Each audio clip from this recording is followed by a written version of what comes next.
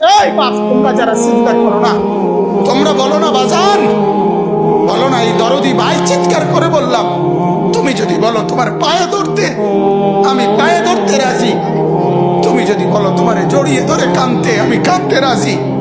তুমি বলো কেন আল্লাহর সাথে রাগ করলা, কেন আল্লাহর সাথে রাগ করলা, কেন আল্লাহর সাথে নারাজ হইলা, কেন সেজদা কপালে ছুটলো না, কেন মালিকের সাথে সারাদিনের এত কিছুর বিনিময়ে আল্লাহ তাআলা একটা মিস কল দিলে, 2 সেকেন্ডের একটা মিস কল দিলে বন্ধু তুমি টের পাও তোমার মোবাইলে মিস কল আসছে।